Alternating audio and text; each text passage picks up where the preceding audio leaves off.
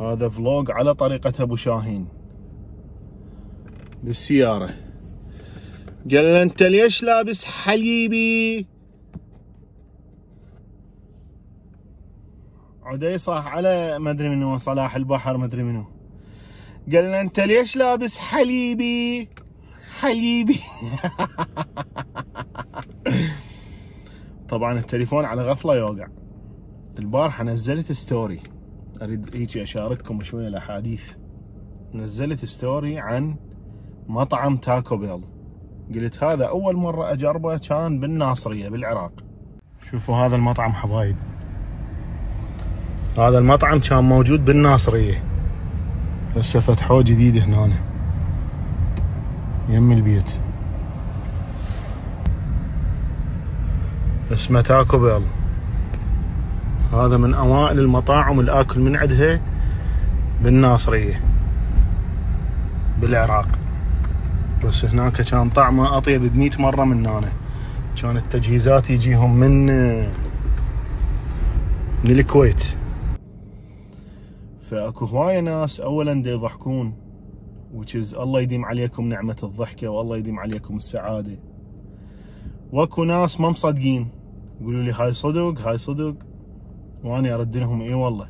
اول مره اجرب تاكو بيل كان الساندويتش اسمها سوفت تاكو، جربتها بالناصريه. واكو ناس يقولون انه انت دا تستهزئ بالناصريه، يعني شلون كانما اني دا اقول والت ديزني مثلا بالديوانيه، انه ها انت دا تستهزئ بالديوانيه، انه ماكو والت ديزني بالديوانيه. بس هذا الموضوع مال تاكو بيل يعني لا دا استهزئ، ومع حبي واحترامي حبايبي. تاكو بيل وكان اكو برجر كينج وكان اكو سبوي موجوده بالقاعده العسكريه مال قاعده الامام علي عليه السلام، اللي اسمها بالانجليزي تليل. واتذكر الساندويتش اللي اكلتها سوفت تاكو، اللي هي عباره عن هيجي تاكو شيل، اوكي، يا اما كورن اللي هو هذا التاكو شيل، يا اما سوفت اللي هي تورتيا يصيحوا لها، موجود بيها لحم بيف بقري، وموجود بيها خس، وموجود بيها جبن. وكانت تجي هاي التجهيزات منين؟ تجي من الكويت، لانه اكو تقريبا 10 قواعد عسكريه امريكيه بالكويت، او تجي مثلا من قطر. حتى اتذكر مرات من هالقد ما عشقتها للفه وقمت يوميا اروح اخذ هي الميل الاولى عباره عن 3 سوفت تاكو. انا شو اقول لهم؟ اقول لهم انطوني 2 سوفت تاكو ووحده كرانشي، اللي هي تجي تاكو شيل مصنوعه من الكورن ذره. شوفوا هسه من تذكرت الله شلونها. فكان التجهيز شو يصير؟ دائما الخس عندهم منقص، لانه يجيبوه من الكويت او يجيبوه من قطر، فلو الخس منقص، لو الطماطه، لو الساور كريم، ويعني انه بيج ديل، لان هم الشعب متعود على ستاندرد معينه، يعني ما يصير تتغير طعم اللفه. فهم شو يقولوا لي؟ يقولوا لي احنا هاي اللفه هسه ان افيلبل لانه ماكو خس، او ان افيلبل لانه ماكو ساور كريم. انا شو اجاوبهم؟ اقول لهم لا يعني عادي اريدها اني، بس بالنسبه للامريكان لا ستاندرد، انه هاي ان افيلبل ما موجود خس، ذاتس ات، ينتقل على غير لفه. كذلك مثلا كان اكو بيتزا هات، لو بيتزا هات لو دومينوز ما اتذكر بالضبط، بس اتصور بيتزا هات، ويجي بيتزا تجي اي. فحبايبي هي السالفه مو قصه يعني مو كل شيء ضحك، على قولة عادل امام هو احنا حنقضي السنه كلها ضحك؟ يعني مو كل شيء ضحك. هو فعلا انا اكلت هاي اللفه، واكلت برجر كينج، واكلت سبوي اني وانس اتذكر. سالنا ابو المطعم قال لنا هاي تريدها توستت؟ احنا قلنا له نو، ما افتهمنا شنو هي توستت، يعني انه تريد تحمصها، تريد نحطها للصمونه والدجاجايه، شريحه مال دجاج يحطوها وين؟ بالاوفن. فيقول توستت، احنا قلنا له لا، فانطانا اياها بارده، طانا لفه مال دجاج فروزن، يعني هو هذا هم كان مطي. بده يبيع. اي نرجع، اجى اتصال وراحت الاشاره، طلعوا من ذول السكامرز. بس ثواني حبايبي خلي اضبطه على مود لا يوقع. اذا وقع لا تفزون. اوكي هسه نرجع. فحبايبي اللي نقصده من هذا الفيديو، اللي نقصده منه هو بس هاني. يلا اوكي، اللي قصده من هذا الفيديو شنو هو؟ مثل ما خصصنا وقت انه نتعلم على الحكم الايراني ونتعلم على الطوبه، وعندنا هاي الحريه الفظيعه بتعلم الطوبه والمشاركه بيها، اتمنى انه ايضا نخصص وقت نفتهم شنو معناته القواعد العسكريه الامريكيه، شنو المطاعم اللي بيها، شنو عدد الجنود، شو يسوون. يعني هاي امور لازم الانسان يتعلمها. مثلا شنو تاريخ امريكا واليابان؟ امريكا واليابان عندهم تاريخ يعني ما يوصف بالكلام، لانه امريكا شمرت قنبله نوويه على اليابان، قنبلتين نوويه بناكازاكي وهيروشيما. ولكن الان اليابان هم علاقتهم بامريكا من اولى العلاقات بالعالم. اليابان وحدها عندهم 53,000 جندي، حسب احصائيه قريتها 53,000 جندي، وعندهم عدد مهول من القواعد العسكريه. اتمنى انه تعرفون مثلا تاريخ المانيا وامريكا. همين امريكا فاتت على المانيا قصف غير محدود من القنابل، والان ايضا المانيا عندهم عدد من القواعد العسكريه وعندهم عدد من الجنود. اجا بابا طبعا. اوكي زين، شنو مثلا جوارينا؟ مرحبا بابا حبيبي، انا دا اسجل. يلا هاي شلونكم؟ سوري بس لا حيوقع. لا عادي يلا ما وقع. هاي شنو مثلا دا اسولف لهم على القواعد العسكريه. حكينا على اليابان وعلى المانيا. مثلا جوارين العراق. شنو مثلا القواعد العسكريه الموجوده بتركيا، القواعد العسكريه الموجوده بالكويت، القواعد العسكريه الموجوده بالاردن، بقطر. فهذا دا لاحظ يعني انه البارحه نزلت على مطعم فكلها قامت تقلد. اوكي انه هاي شنو انت تقلد على الناصريه؟ لا يابا، هو انا اكلت تاكو بيل بالناصريه. هي المطار هو القاعده هسه، القاعده كانت هي المطار هسه حاليا مطار الناصريه.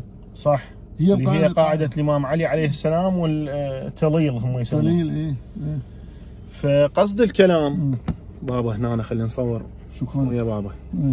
ايه قصد الكلام انه واحد يعني لازم يصير عنده ادراك شنو معنات قاعده عسكريه، شنو معنات هم. يعني هسه مثلا المانيا من عندهم قواعد، واليابان واستراليا وكندا، كل الدول العالم حتى كوبا عندهم قاعده عسكريه. واحد يفتهم شنو معنات السياده وشنو معنات النظام العالمي. يعني هسه انا مثلا وابويا بالسياره مالتنا، فاحنا عندنا سياده بالسياره مالتنا. صح. بس انا من اطلع بالشارع مو اطلع اضرب بالعالم واصطدم واضرب الاشاره الحمراء وما البس حزام وما ادري شنو واخالف القوانين. فاكو سياده واكو نظام عالمي. صح. فالسياده مثلا المانيا عندها سياده، اليابان عندهم سياده، اوكي، بس اكو نظام عالمي.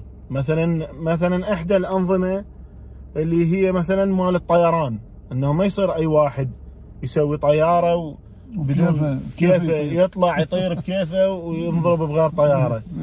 او مثلا واحد حب يجرب صواريخ ويرمي هيك بالسماء وطايره، مثلا هو بالعراق يرمي صواريخ. صحيح. وطايره مثلا طياره مال موزمبيق فوقها ما تدري خطيه ناس مدنيين يضربهم. اكو نظام عالمي مثل ما صارت بايران، وبروسيا صارت. صح.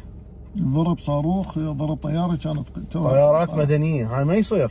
فاكو سياده ونظام عالمي. تفضل حبيبي. القصد من الموضوع انه انت عايش، يعني حتى الفرد الشخص الواحد، انا هسه ضمن اسره مثلا، انا عايش ضمن اسره، الاسره متكونه مثلا من 5 افراد، 7 افراد، 10 افراد.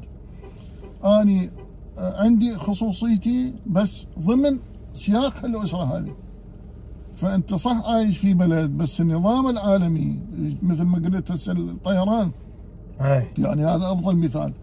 اللي انت عندك مطار وعندك طيارات وعندك فلوس وعندك ما اعرف ايش وعندك كذا، بس انت من تريد تطير الطياره لازم تطير وفق الجدول المرسوم، يعني انه هذا خط تمشي على الخط هذا، ما تمشي على غير خط، ما يصير تخرج عن النظام العالمي.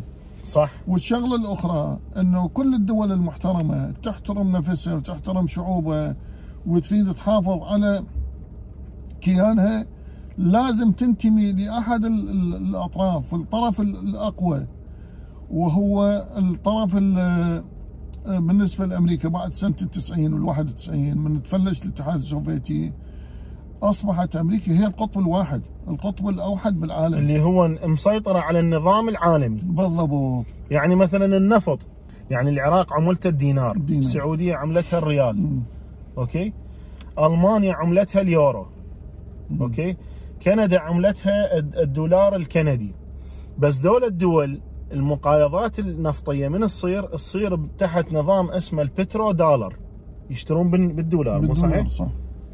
فهذا نظام عالمي، هذا مو معناته انه هاي الدول المحترمه ما عندها سياده، طبعا سيادتها موجوده ومحترمه، بس اكو نظام عالمي يمشون به. هذا هو كل ما في الامر. من كل شيء هسه تبيع وتشتري، تشتري هو بالدولار. ليش؟ لان الدولار معادل بالذهب. وبعدين الدولار مو تروح مثلا تقول له يا ماني عندي هذا دولار ويقول لك والله انا ما صرف لك، انا ما اعترف بهاي العمله. ماكو الحكي هذا.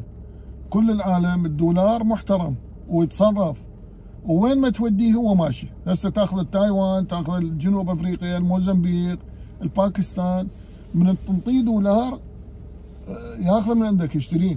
صح. او يبيع لك بيه. يعني خلي نفتهم شنو هذا النظام، شنو الدول الدائر مدايرنا. هسه تركيا من الدول الاسلاميه، سنغافوره، اوكي، اندونيسيا، ماليزيا، كوريا، باكستان، اوكي، الهند، مصر العربيه. خلينا نفتهم شنو ذولا، شنو علاقتهم بامريكا، شنو مثلا المغرب العربي، اول من اعترف بالولايات المتحده المغرب العربي. يعني خلي يصير عندنا فد ادراك على النظام العالمي، مو بس نتجه ورا اتجاهات الاعلام مو بس هوبز مثل ذاك عدم وجود المدري شنو ومدري شنو، عدم وجود كلا مدري شنو. هاي شنو انت تقلد عن الناصريه؟ يابا شنو دا اقلد عن الناصريه؟ لا بالعكس، انت جاهل ما تفتهم، فد عبالك اني دا اقلد، مو كله ضحك هو حبيبي. اكو شغله كل الدول اللي تحترم نفسها تكيف انه من امريكا تيجي تعرض عليهم انه يابا خلينا نسوي قاعده عندكم. من تسوي قاعده بالبلد راح تشغل ناس، تشغل مهندسين وعمال واطباء ومفكرين وكلهم يقوموا يشتغلون هناك. يعني مثلا تشغل فد 10,000 شخص مثلا، هذول كلهم يفيدون نفسهم ويفيدون البلد. وشغله اخرى انه هاي من اكو قاعده ما حد راح يجي يتحرش بيها الدوله هذه مثلا. واكو دول هي تدفع، اكو دول تدفع فلوس مليارات يمنا، وعندهم قنوات، عندهم قنوات 24 ساعه تحش بالعالم. هم يدفعون فلوس حتى تجي امريكا. صحيح. بس هو شنو يريد الخير بس لنفسه، ما يريد الخير للاخرين. بالضبط. صح. وذولا الوعث ما يدرون. هاي يلا تحياتي، مع السلامه. مع السلامه.